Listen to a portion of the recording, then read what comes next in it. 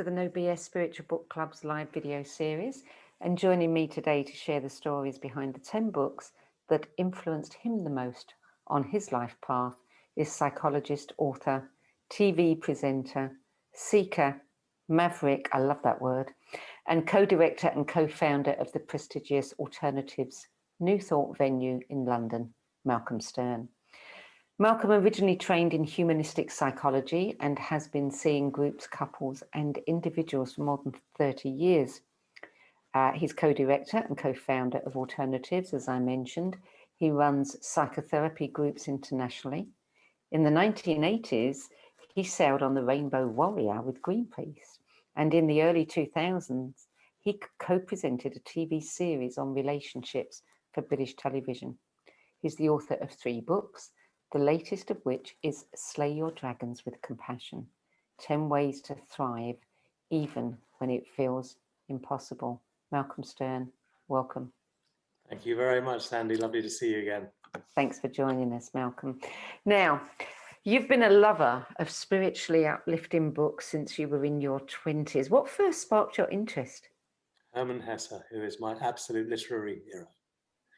I was in Mallorca with some friends, and there was a library there, and I walked in and picked up Hermann Hesse's Siddhartha, and I read about the life of the Buddha through Hermann Hesse's eyes, and it just went, wow, this is extraordinary. This is thinking that I've never had before, but it resonated somewhere deep within me. And it opened up a whole line where he's written 19 books and I've read them all. So you didn't have any spiritual interest before then? No, I don't think so. I think that was the kickoff, actually. So it was a book. It was a book. You know, that was the precious thing. It was a book. Wow. And you said that you actually loved the process of choosing your favorite books. What did you like about it? I did, because it made me think, what's touched me, what's inspired me, what's really got to me and got under my skin and changed my thinking. You see, and I think that's very important with books. And I know when I wrote my first book, my editor said to me, well, this will change people's lives. I said, books don't change people's lives. It's not true. I think that the latest book I've written does change people's lives. And I think the books that are on my list have subtly or strongly changed my life in many ways. Well, the first book you read, Hesse, I mean, it changed your life. Yeah, it did. That's absolutely true, actually. Yes. It opened the door. Some books change lives. Yeah. Yeah. Yeah.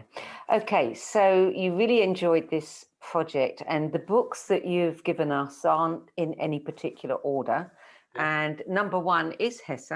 And this was interesting because I thought when I first looked at the list that there was a typo there, because you put Narcissus and Goldman. And in fact, when I checked, the book is also called Narcissus and Goldman. Why the 2 titles? The German title is Narcissus and Goldman, and Narcissus and Goldman is the English translation, I believe. So why this particular book of all of his books?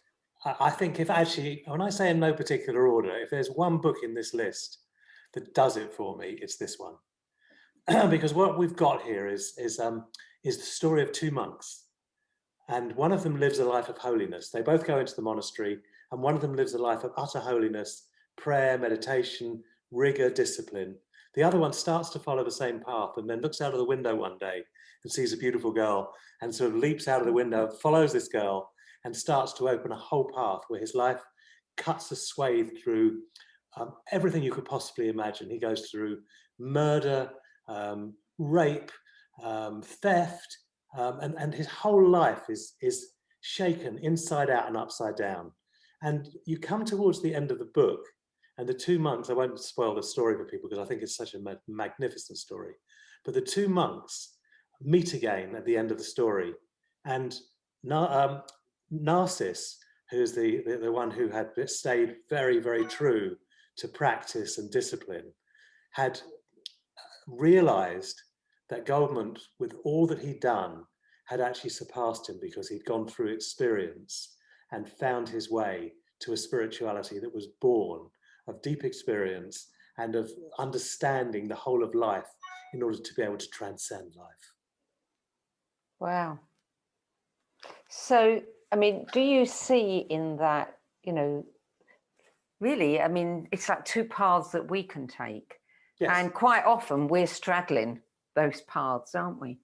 Well, I did quite a lot of studying with a chap called Thomas Hubel, who's a spiritual teacher, and he talks about the two paths that we can tread: the path of the monastic and the path of the marketplace.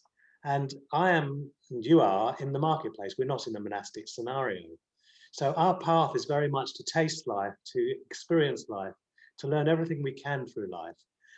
Whereas the monastic path, and I see people here like Thich Nhat Hanh and the Dalai Lama, who tread a very, very singular path. And I can't, originally I remember saying to someone, I want to be like Thich Nhat Hanh. I don't want to be like Thich Nhat Hanh because I'm in the marketplace and it's where I belong. I don't belong in the monastery. So therefore I have to pick my way through living life's experiences and being educated by each thing that comes in my direction. Yeah, but I think that many people who are in the marketplace also spend quite a bit of time, in the monastery, the inner monastery, whereas I don't think that the monastics spend much time in the marketplace. I don't think they do, and I think they're very rare when they are something like Thich Nhat Hanh or the Dalai Lama. I think that often there's an avoidance of life, and I've met monks who are in this situation as well. I think in anything we can delude ourselves, no matter how holy it appears. But I think the story of Narcissus and Goldmund actually cuts to swathe through all of that, and you realise that Goldmund has arrived somewhere, and has learned so much in his journey. So what was it about that made it pretty much, if you're going to have a number one book, that would be it? Is it because it gives you permission?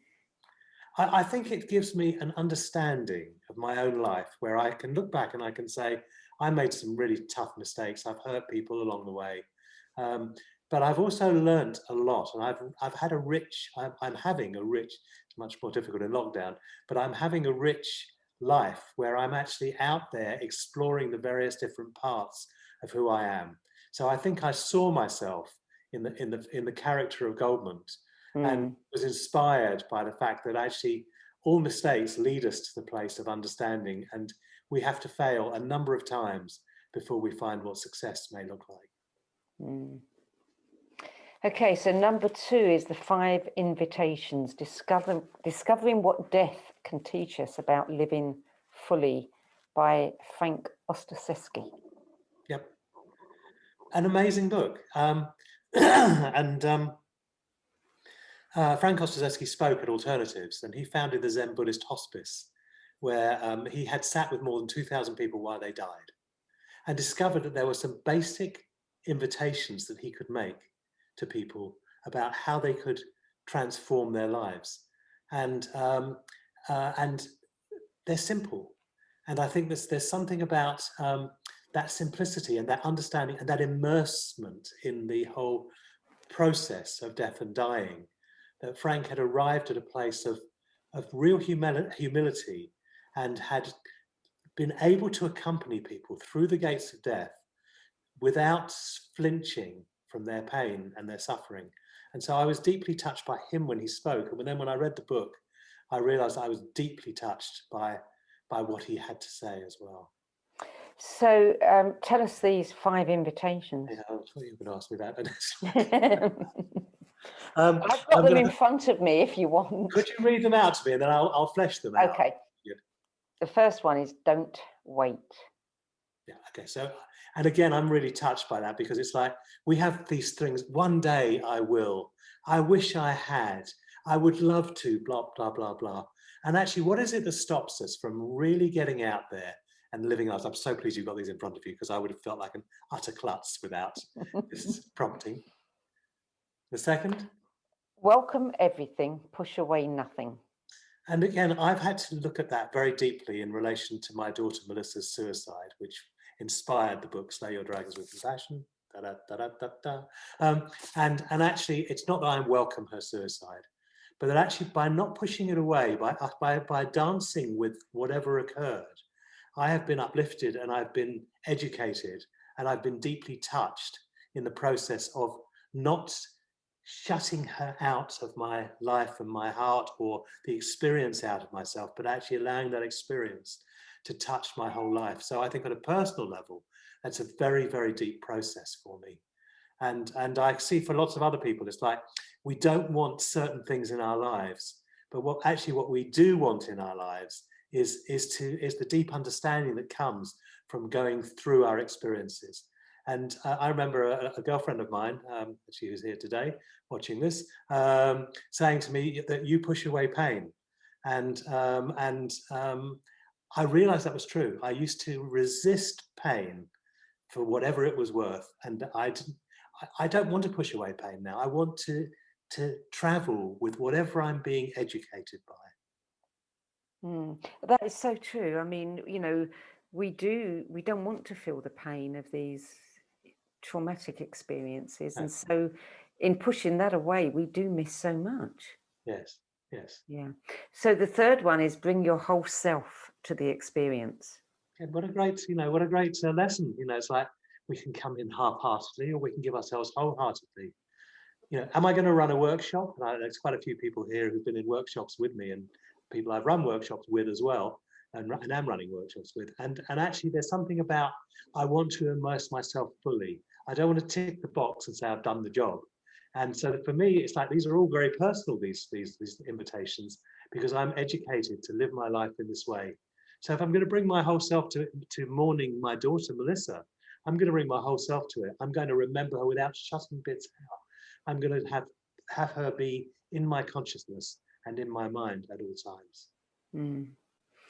And the fourth one is find a place of rest in the middle of things. Absolutely brilliant. So I start every day with meditation. Very often I use a guided meditation of Ram Dass's, where you're embracing the inner guru, the Sat Guru. And that's very beautiful for me. Sometimes I'll sit in silence. But there's something about making sure that one part of each day is about stillness. And usually for me, it's the beginning of the day, but actually I want to start the day by stilling myself. And the fifth one is cultivate don't know mind. Do you know, I've seen so many at Alternatives, I've seen so many speakers come along at Alternatives, and some of them will pontificate about the way that life is, and they'll talk as though they know all the answers to all the questions. You may even get presidents of the United States acting in this particular way. I won't name anyone in particular, but actually it's the don't know that I really respect, and I've seen that with people like Jack Cornfield and also Bob Thurman, who's Uma Thurman's father, who's a wonderful Buddhist teacher. And I've seen the don't know attitude when I've been around them. I've seen it with Elizabeth Gilbert, who wrote Eat, Pray, Love, who gave me a beautiful endorsement for my book as well. And I love that don't know. I love the part of us, we don't know everything. And we're being educated. And I feel like this life is an ongoing education. And I do not trust anyone who appears to have all the answers. You're so right. About 25 years ago, before I left England to go to America, I met a woman and she gave me a book, and I think it was Robert Anton Wilson. And I remember reading a piece in there. He said something about, I don't believe anything. And I thought, how can you not believe things? And it's taken me a long, long time to understand and to get to the place where I say, well, this is what I am looking at, but I don't actually know that I believe it, because the minute we believe something, we shut it down. That's it. We say no to everything else that could be. Yes. Yeah. I think that when we've had a rich life experience and we've been touched by something, no one can take that away from us. And our belief is born of experience. But very often when people are rigidly devoted to a religion, for example, without the religion having touched them at their core and at their essence, then it can be a brittle path that's there. And I think there's something about being educated by the experience and what the experience has to teach us. And often it's the really tough experiences that create the place of belief. Well, I love these 5 invitations, and they sit very well alongside Don Miguel's 4 agreements. Right. Yes. Yes, exactly. Yep, they do. Yeah. Book number 3 is Island by Aldous Huxley. a book that touched my soul when I read it. And for me, fiction is often the place where and there's some differences to that, which I will come to later on in looking at the list. But Ireland for me is one of the most magical books, and in fact, in looking at Huxley's life, he's one of the most magical people that I've encountered and experienced. I didn't meet him personally, but he's someone who I've studied and looked for. And Ireland is the story of a man being shipwrecked and cast ashore on this island that hadn't been touched by civilization, and where there was wisdom that was lived on this island. And the first thing that happens to him, or one of the first things that happens to him, is he's utterly exhausted and wrecked from being cast ashore. And he's asked to relay his experiences. And he doesn't want to go there. He refuses to go there. And the nurse, the woman who finds him, brings it through him, because actually we don't want to keep stuff stuffed in our body. And around the island are these birds that call out attention, attention. And this reminds me of Thich Nhat Hanh, who, when I was doing a workshop with him, every hour a bell would ring, which meant stop whatever you're doing and focus on your breathing. So there was something about these birds bringing attention, and you see that this is a utopian lifestyle. Eventually, as often happens with utopian, always happens in fact with utopian lifestyles on planet Earth anyway, as far as I know, is that the world finds them and sullies them, and then they become broken down. But Huxley was able to look at what a truly great society might look like. And he lived his life with an awfully strong amount of commitment to finding truth and to accessing what he needed. And he was also an explorer with psychedelics. And in fact, he was given LSD when he died by his wife, Laura Archira Huxley, who was his second wife. And he died with LSD because he wanted the journey of life to be coloured by that LSD experience, which he'd done a lot of probing into. And Ireland for me is one of the great pieces of fiction writing. It's simple, it's beautiful, it's uplifting, it's sad, it's a whole range of things. Number 4, I had to smile when I saw this title. How Can I Help? Stories and Reflection on Service, Ramdas and Paul Gorman.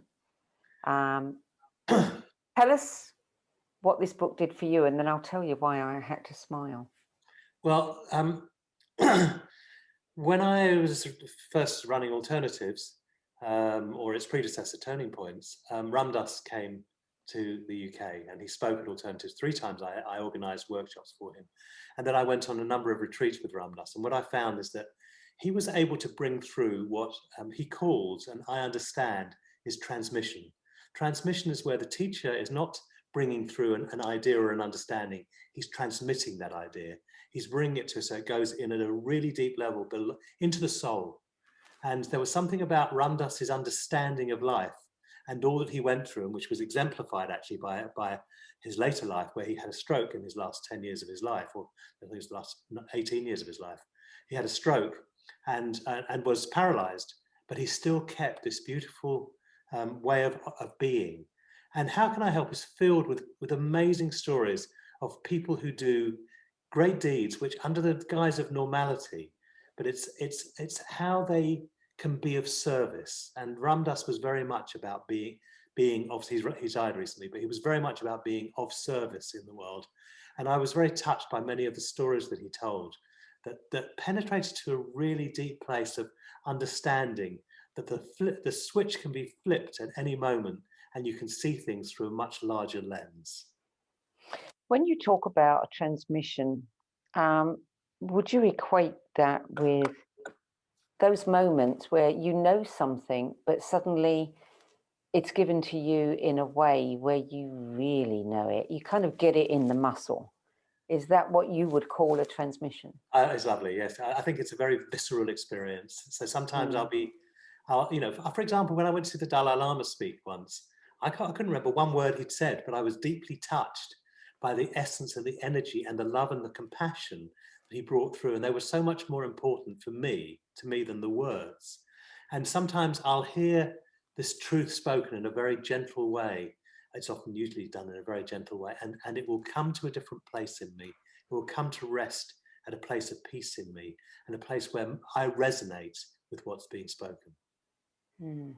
Well, I'm going to confess I hadn't heard of this book until I saw it on your list. And the reason I smiled is, we're all hunkered down, probably watching far more television than we normally would. And I have binge watched a television series, and I'm not really into television series, but it was a series called New Amsterdam, and it was a hospital series. And I've never been attracted to hospital series. However, the medical director of this hospital, which is meant to be New York's oldest hospital, and it's like a city in that it has everything, its own psychotherapy department, you name it. The medical director, the first thing he says to everybody is, "How can I help?" And the whole series, I think what grabbed me about this series is that it's different. It's not your usual drama and, you know, all the usual tropes that you get. This is a different kind of series about a hospital and this guy who wants to put the patients first. And he's continually butting heads, you know, with the hospital board and just about everybody else, because everything is about how can I help? And reading, you know, what you've written has put that series in a whole new light for me. And I'm thinking, yeah, I can see that the writer of that series really wanted to get a message across. Yes. Yeah. Maybe he's read the book, but it was a great book. I wouldn't be surprised. I wouldn't be surprised. Yeah. And what a great way to get that message across in you know, kind of mass entertainment way. Yeah, brilliant, brilliant. Yeah. So number 5 is Man's Search for Meaning, Viktor Frankl, published in 1946. Yeah. What a book. I get a tingling in my hands as you say that book. And funnily enough, in preparation for this show, or for whatever reason, I've just reread it, but, you know, sort of 20 years after I'd read it for the first time. And it went so deep in me. Viktor Frankl for me is one of my heroes. Leonard Cohen's another of my heroes. Viktor Frankl is one of my heroes. He's a man who encountered enormous suffering. He was in the concentration camps for 3 years. His wife, his children, his whole family were killed, and he managed somehow to survive. And he talks about, he doesn't go into the horrors, although they are there, but actually what he does is he looks at the process that's happening to him, and he recognizes that what keeps people alive is meaning, and that this goes way beyond the concentration camp experience, but goes into the regular life experience. So at this time of lockdown that we're in, that what is it that keeps us from going, oh, this is so tough and so horrible, is actually to find meaning in our lives.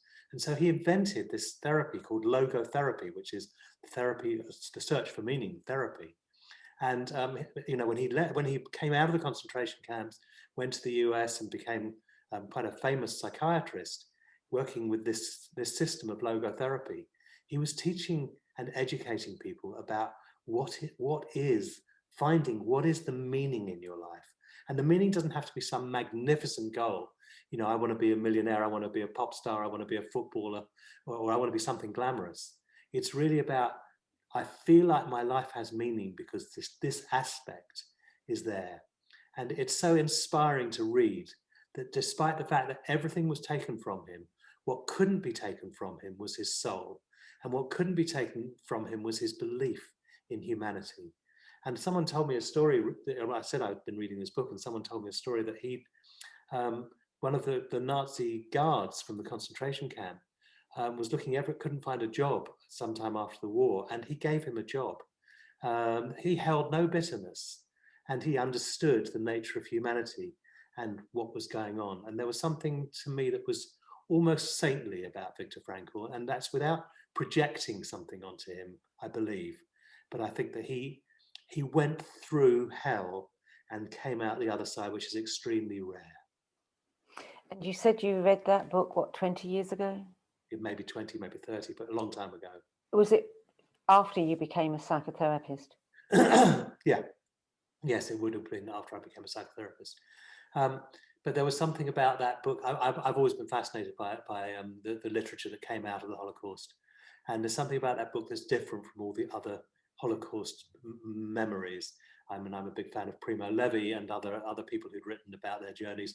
And I'm a close friend of Eva Schloss, who was Anne Frank's stepsister who survived Auschwitz and wrote Eva's story, which almost made my list as well. But there's something about Viktor Frankl that found his depth and found his dignity and his meaning in the midst of squalor, in the midst of enormous pain that just touches my soul. That's like somebody walking through fire and emerging untouched, isn't it? Yeah, yes. Yeah. He would have been in Game of Thrones in a later time, in a different incarnation. Yeah. Yeah.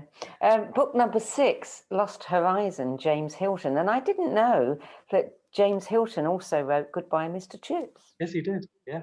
Mm. This is another utopian book, and actually this is a magical book because actually it's the search in the Himalayas. It's a plane is stolen and then crashed or then comes into the Himalayas, and the people on the plane are living in this utopian society and how they respond to it. The hero of the book, they're all trying to escape, get back to their lives because they want their normalcy back. But the hero of the book goes there and escapes and leaves, which is an incredibly arduous thing to do across the Himalayas, but then finds his way back. That's the essence of the story, that really this society was, again, a profound one, something like Huxley's Island. This was a utopian society where wisdom prevailed, where we could actually see, and I think James Hilton was able to portray. There's quite a good movie with James Coleman that was made around on this book as well. But you can actually see what wisdom might look like if a life is lived with wisdom and with integrity and with openness and honesty. So is it the wisdom that attracts you, or is it, this utopian vision? I think wisdom has always attracted me, but I think utopian visions do attract me. Obviously, since we've got Aldous Huxley and James Hilton in this list, I think the utopian vision, I think the vision of what we could be if we were to really transcend. This could be such a paradise we could create here on Earth. And I can't really understand at some level why we don't. If I go out walking, even during this pandemic time, I'm amazed that some people have their eyes just blinkered and won't look at anyone. And whereas for me, it's like, okay, well, let's keep our hearts open, even if we're having to keep ourselves safe. Let's smile. Let's bring beauty to each other. And for me, the utopian society is the society where we've transcended the struggles that most of us go through as human beings, and that we learn to ride them, and we learn to create a society, we learn to create a community around us where there is wisdom and where there is truth and integrity. Yeah, well, it is a paradise. But some people are just blinkered to that, aren't they? Yes. And it's fear that blinkers them. Yeah. Yeah. Number 7 is a favourite of mine, and obviously this is a book that comes up many times on people's lists. It's The Prophet, Khalil Gibran. Yeah, I nearly have tears in my eyes as I talk about that book, because Sarah Warwick and I,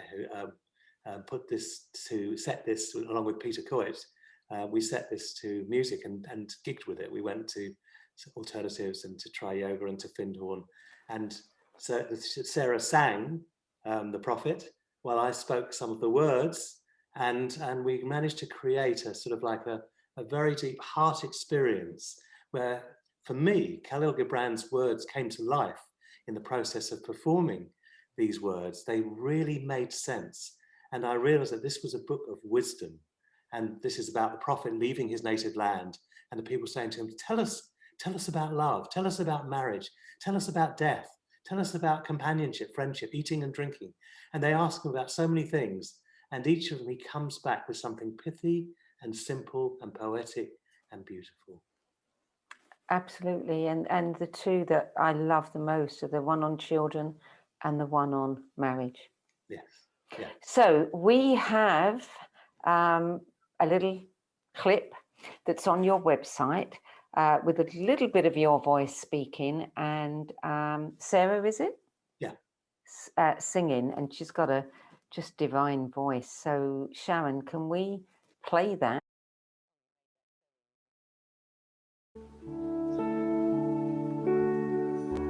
Then Almitra spoke again and said, "What of marriage, master?" And he answered, saying,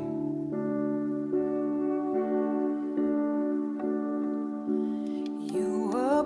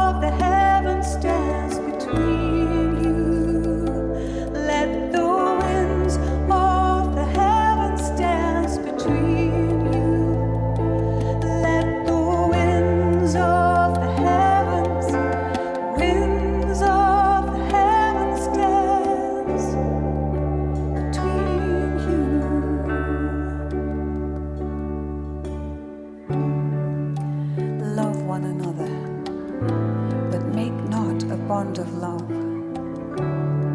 Let it rather be a moving sea between the shores of your souls. Fill each other's cup, but drink not from one cup. Give one another of your bread, but eat not from the same loaf. Sing and dance together and be joyous, but let each one of you be alone, even as the strings of a lute are alone, though they quiver with the same music.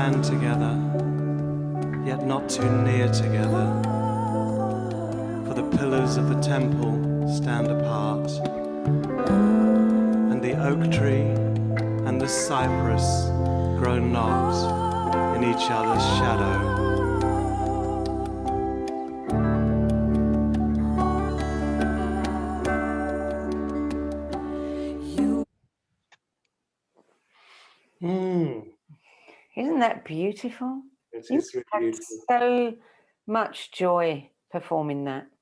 It was absolutely magnificent, and Sarah Warwick has done an amazing job with that album. It was, you know, I think her lifeblood was spilled into the creation of that.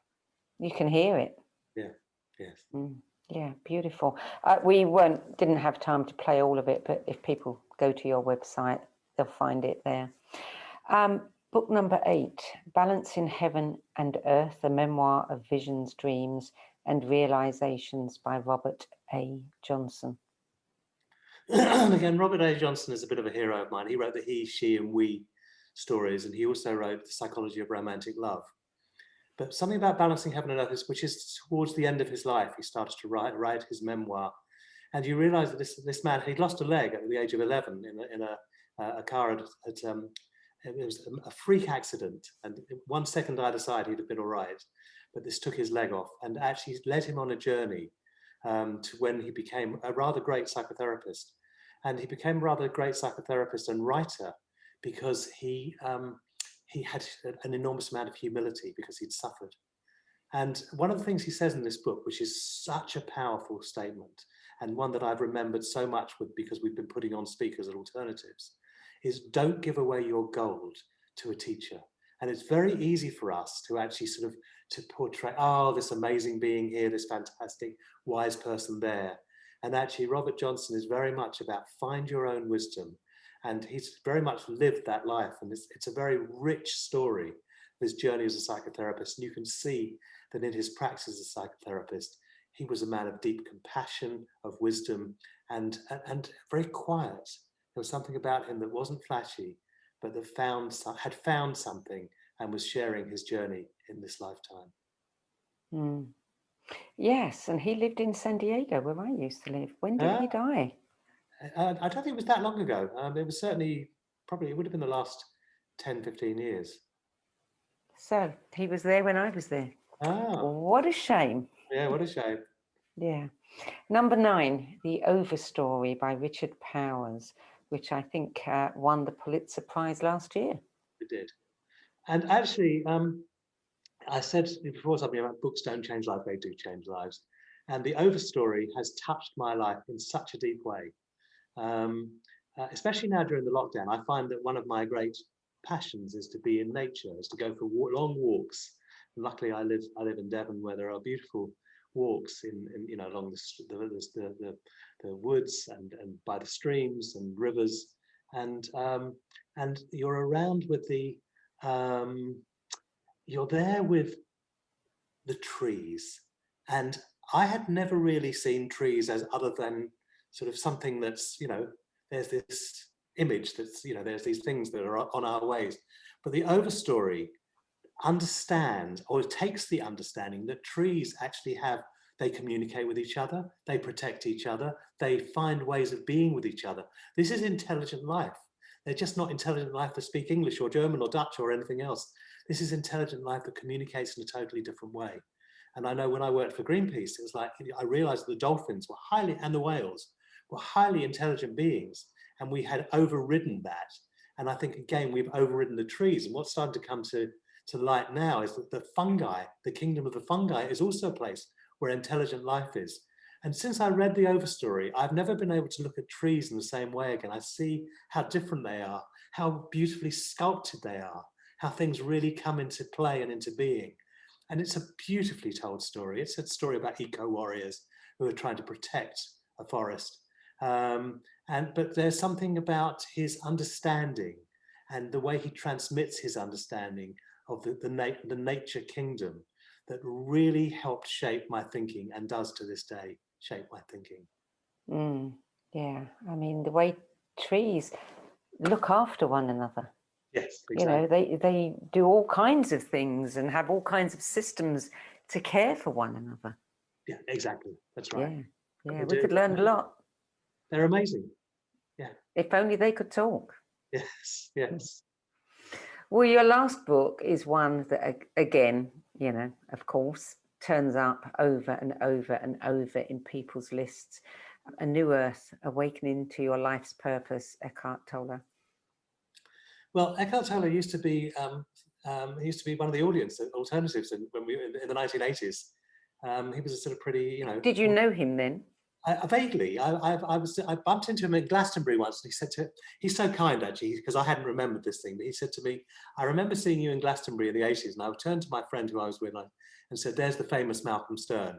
I thought, what humility that he's able to say that at this stage where he's the most famous spiritual teacher in the world now. But there's something about having put on Eckhart a number of times through Alternatives and been part of that process, where I spent some time with him. We'd have tea whenever he would come and do his thing. And what I realized, he was actually in the practice of presence at all times. It wasn't anything particularly special, but there was some sort of sense of being touched by this man embodying presence. And I just think he has such a wise perspective. It can almost seem simplistic, but his whole thing is about being in the now and being present. And I really understand that he's living that, he's found that, and that actually his life's purpose is to bring that through. And I see him absolutely in service. Even though he's famous and glamorous and all the rest of this, he's actually practicing something that he's trying to bring to the world.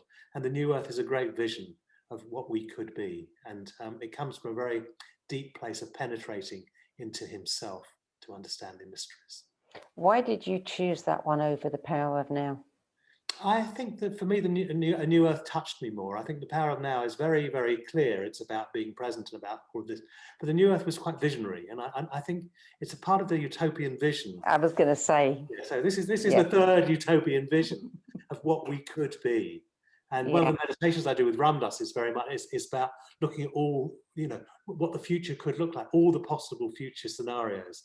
And Eckhart has written one of the future scenarios that I can go with. And I want to say also that with Slay Your Dragons with Compassion, he gave me a beautiful endorsement of the book as well, which I thought was incredibly kind. He's approached by thousands of people to do things like that, but actually he wrote something that was very touching and moving.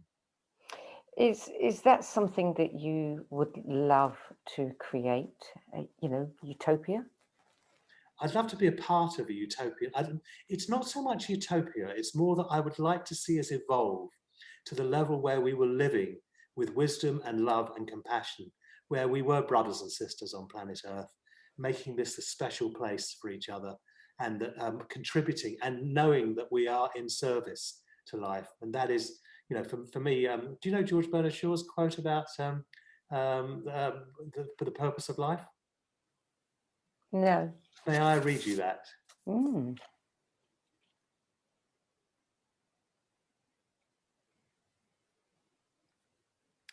This is the true joy in life, the being used for a purpose recognized by yourself as a mighty one. The being a force of nature instead of a feverish, selfish little clod of ailments and grievances, complaining that the world will not devote itself to making you happy. I am of the opinion that my life belongs to the whole community, and as long as I live, it is my privilege to do for it whatever I can. I want to be thoroughly used up when I die, for the harder I work, the more I live. I rejoice in life for its own sake. Life is no brief candle for me. It is a sort of splendid torch, which I have got hold of for the moment, and I want to make it burn as brightly as possible before handing it on to future generations. Mm. What gives your life meaning? When I am running a group and I watch that someone's perspective changes, it is such a privilege to go to that place. When I'm in a therapeutic process with someone and I see that that something's been got, something's been gained, something's been being wrestled with, and I'm a part of that process. Not me, the egotistical me, but me that actually I've got a gift.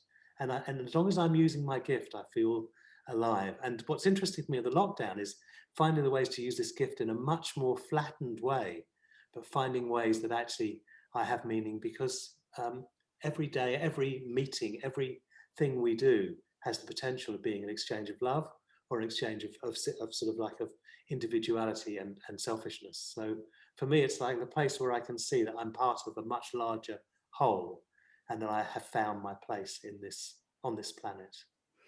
If you weren't a psychotherapist, what would you be?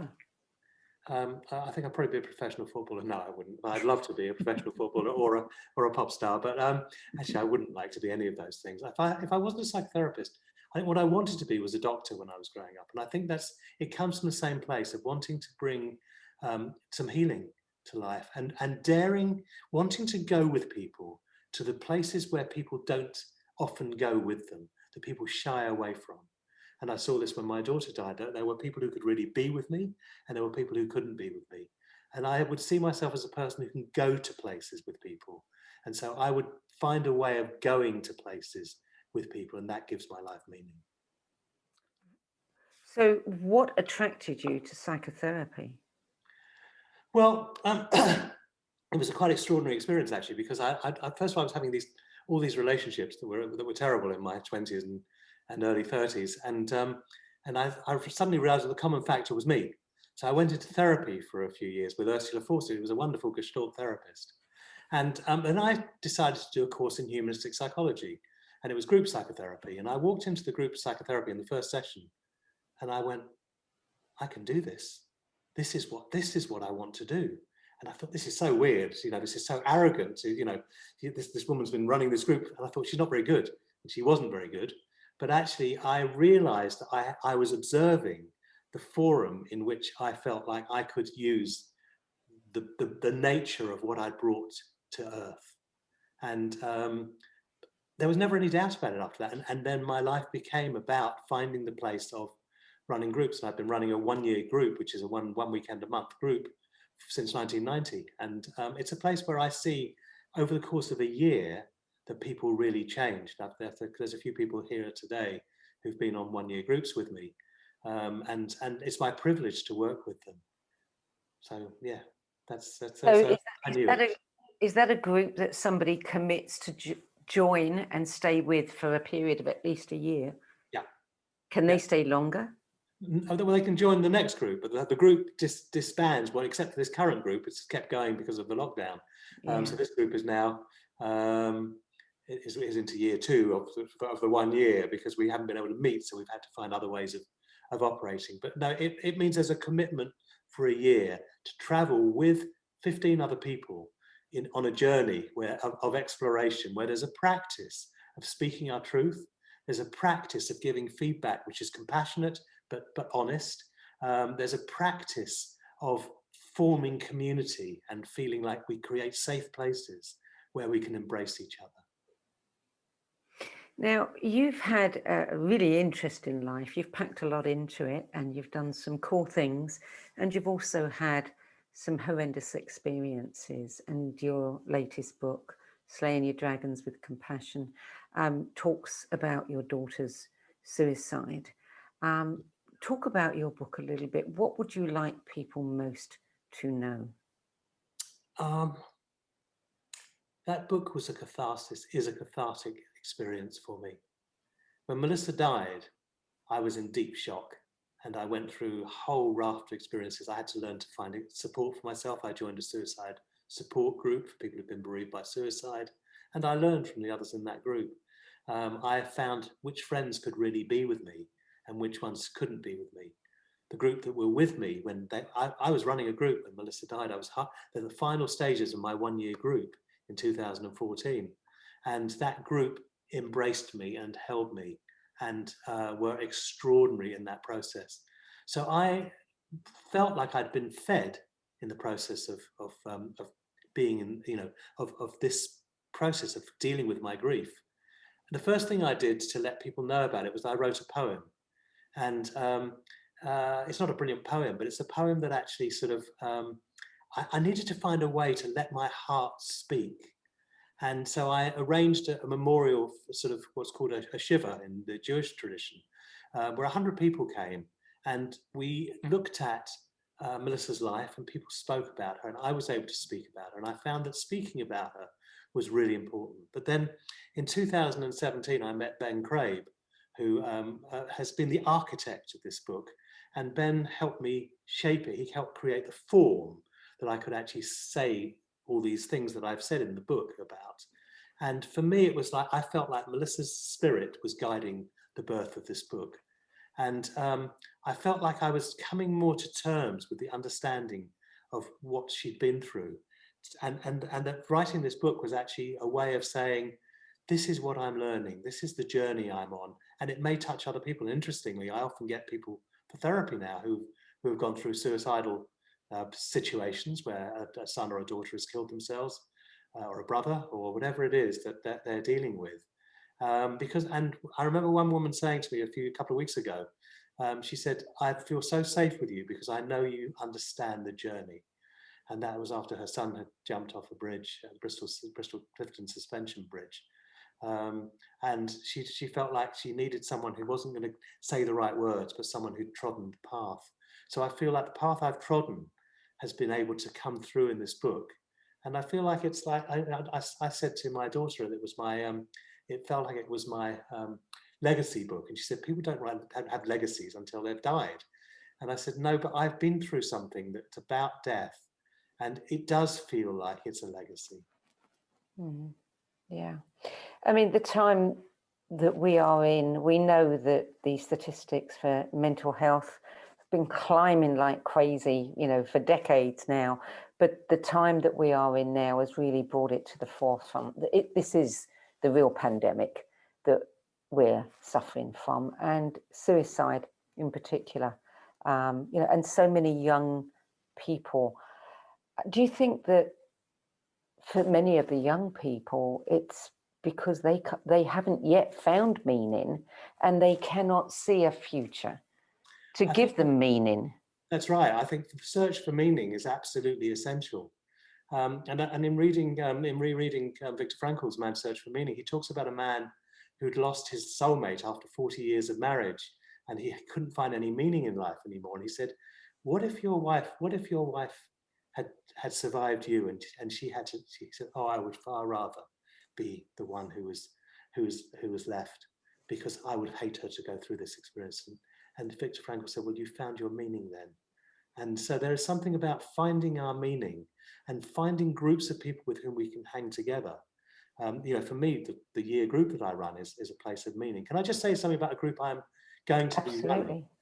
So I'm running a 6-month group with Sarah Warwick, whose beautiful voice you heard on The Prophet, which, by the way, is available, and Volume 2 is being created as we speak. But we're running a group called Get Wise, Get Creative, and it starts in March. So someone's asked me about joining the year group. Well, the year group may take place in 2022, and it may not, because this group is still ongoing as long as we're locked down.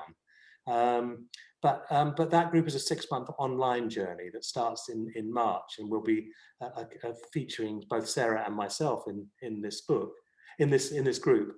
So I just wanted to say that that's available as something that people can hook into. And thank you, Annalisa, who said that you'd love to join the year group. And so that's a group that I feel like I've got some passion for that. I've got some energy for that. And if you go to Sarah's website, which is lifesong.co.uk, you'll see the profit, and you'll also see details of this group. So that's around. Do you plan to do anything specifically for youth?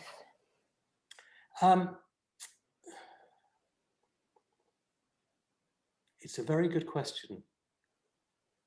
I do something specifically called compassionate mental health, which I'm involved with. And interesting, I got involved with it after Melissa died. And I thought I was going to educate the people who were there. You know, I was going to facilitate. But actually, I was around people who'd been through incredibly difficult mental health experiences, a lot of them very young people as well, who'd been trapped in the system and caught up. And I found there was a place of such education. So I wasn't actually looking for something with young people, but I found myself working with young people. But I feel like my energy is there with people who are on the path of human potential, and I'll do whatever comes my way. So I'm open to it. And the fact that you've asked that question, it's almost like my radar is now out and peeled and going, where's the opportunities for that to happen as well? But I want to be thoroughly used up before I die, as George Bernard Shaw said. And so if I have a role to play with young people, yes, I would do that. I think they need you. Oh, that's very sweet of you. Thank you, Sandie. You're such a lovely interview. I just really enjoy the heart you bring out of me. That actually, I love the structure that you've created with this, and I feel like I've been able to dance with you in this. Well, tell us a bit more about Slaying Your Dragons, you know, and I will confess and acknowledge you allowed me to use that title for the Crack to the podcast. Yes. Which is about slaying the dragons of mental health. And you are going to be our regular go-to guy. And I do want you to come back on that and talk about teen suicide specifically, because it needs to be addressed. And I think, you know, the parents especially, because I know, you know, a few steps removed of a young man who did commit suicide last year. And he'd been planning it for a couple of years, and it wasn't in desperation. He just didn't want to be here. But his parents cannot find their way through. They can't find meaning in their life. And I think, you know, we do what we can to maybe prevent suicide, but when we can't prevent it, we have to do something for those that are left behind. I mean, what I love doing is helping people get tools. So I'm just, as you've spoken about, I'm remembering a young man who was 18 years old called Boris, and his parents were absolutely shattered when he took his own life. And actually what happened with, I went to a gathering for his, a commemoration for him, and I worked with his parents in the circle and had the whole community of people who'd come to celebrate Boris's life be present. And the parents, I created or helped create a space where they could really speak what was going on for them. And then you could see the whole group were touched, and the whole group were bearing witness to this amazing story of their love for their son. And that felt like a healing, but it's only it's one step in the healing. I think the healing for me has been very much about ongoingly recognizing that I'm on a journey that has been initiated by my daughter's death. And someone said to me, what's the most, here in the chat, what's the most outstanding, life-changing experience you had? It was most certainly Melissa's death. That's the most life-changing experience I've had. And it humbled me. And it took me to my knees. And what was most difficult was dealing with my other children. They were her half-brother and half-sister, Michael and Alexandra, to deal with their pain. And so I feel like I've got some understanding, and I've got a journey that's there through that. And I don't know what else to do, but I know that if people get the tools, then they can start to practice the tools. And some of those tools would be meditation. Some of them would be finding people they can commune with. Some of them would be creating a sangha, which is the Buddhist term for community. So there would be tools that people can do that will help support them through these difficult times. And we have to find the right people. we also have to help the rest of the world learn how to be with people in pain. Yes. Because as you said earlier, you found out who could be with you and who couldn't. Yes. And you see the same thing when someone has a diagnosis, and they're going through terminal cancer or something, that Yes. we're so far removed, from being able to discuss these things. That's right. And be Yes. open about them. That's right. I think that we have to learn to be with pain is exactly what you said. We have to learn to be with pain, and not to see it as something terrible. Not to, welcome everything, reject nothing. Welcome pain. And actually, I remember someone coming to see me once when I was working in Lyme Regis in a medical practice, saying his wife had died, and he said, "I'm really depressed." And I said, "You're not depressed. You're grieving." And I knew it wasn't that I was going, "Oh, I know what you're doing." It's like I knew, I could see that this was what was going on. And that was the flip of the switch that he needed to hear, that it was legitimate to grieve, and that he needed to find people to be with him in his grieving. And so easily we can squash it into depression where we half live and we have half truths. In Slay Your Dragons, you give 10 ways to thrive, even when it seems impossible.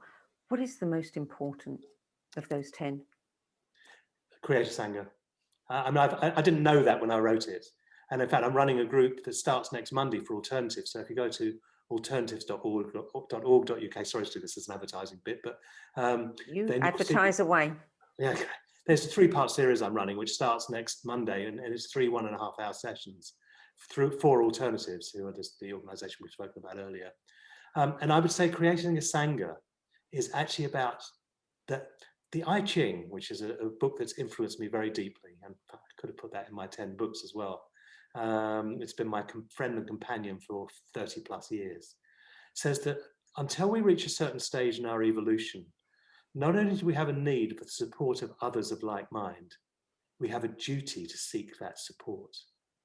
And so for me, there's something about those communities. Now, every Monday morning, my friend Nick Price and I do a 1-hour Zoom at 8:30 in the morning.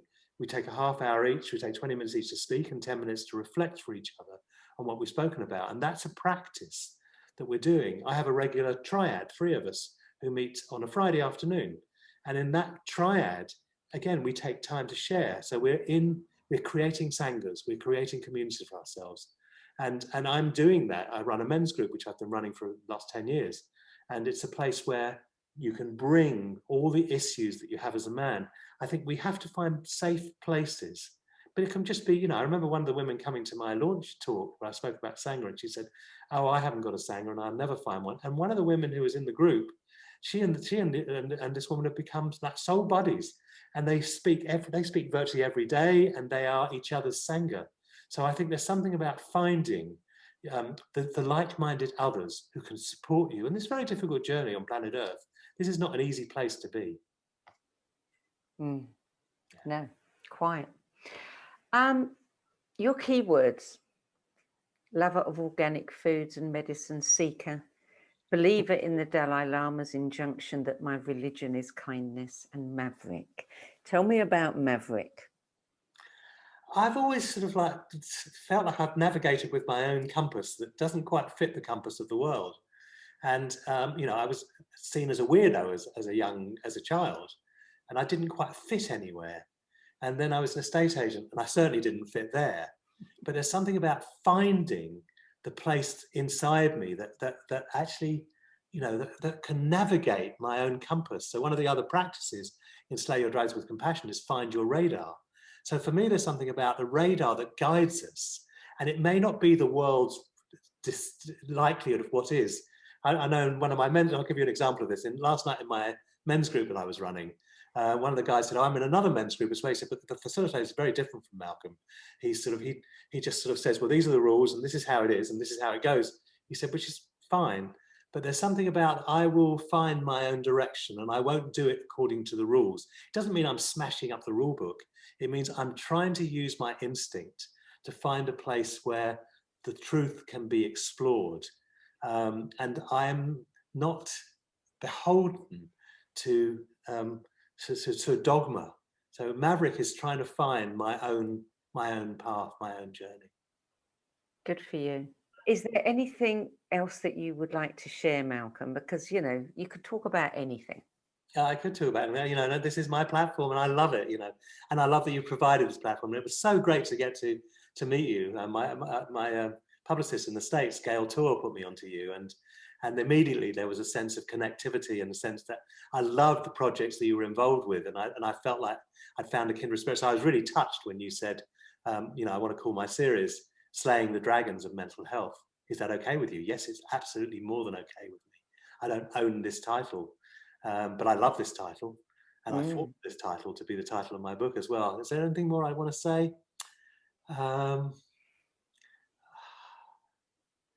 Let the vulnerable. I think that one of the greatest gifts is vulnerability, and for me, I love myself when I can go to my place of vulnerability, and I can see myself more clearly when I'm willing to allow that to be part of my life. That's what I'd like to say. Thank you for that. If you want to know more about Malcolm's work, you can visit his website, malcolmstern.com. Do go and listen to the whole of that piece by Sarah and Malcolm. It's truly beautiful. And if you go to crackedthepodcast.com, you can watch an interview, actually our premiere inaugural interview with Malcolm that we did about 4 weeks ago or so with my co-host Rebecca Shaper. And we were talking about Malcolm's book and how we can thrive when, you know, we're going through difficult times. So thank you for joining us. If you want to be the first to be notified of these events and to see the videos, you can join the No BS Spiritual Book Club private Facebook group, No BS Spiritual Book Club.com website, and you can also sign up for the Save My Space at these events, and then you get the last minute reminders of them. Thank you for joining us today. Yes, do tell us about Conscious Cafe. Conscious Cafe, oh yeah, just say Conscious Cafe is a wonderful space. So a woman called Judy Piatkas, who published my first 2 books, and she set up this series called Conscious Cafe, which was a place where people would gather and talk about things that had meaning for them. And it was such a beautiful place. And she's gone online now with it. And she asked me if I would do a 3-part series for her on relationships. So I'm doing one that starts in March. And that's going to be 3 parts on relationships, 3 evenings in March. I think they're Wednesday or Thursday evenings. And I feel very blessed to be used actually in this time. And so if anyone's interested in exploring relationships, my first 2 books were about relationships. Yeah, and the Conscious Cafe, I mean, it used to be a sort of meeting place in different cities around the world, and there are people starting them in their communities. So if anybody is looking to create something like this, you know, you can go and become a Conscious Cafe leader. And Judy's got her book out, and I've just scheduled an interview on the radio. She's a lovely woman. With her. Right. She is indeed. Yeah. Malcolm Stern, thank you for joining us today. It's been a pleasure, as always. We're going to be doing an interview soon on my radio show, so I look forward to that. And I look forward to having you back with your 10 best women's books. Lovely. Great challenge. Thank you so much, Sandie. And thank you, Sandie, and thank you, Sharon, as well. That's really appreciated, you holding the space. And thank you, Sarah, for that beautiful music. And thank you to everybody for joining. I hope you'll come back next week and join us again. Bye for now.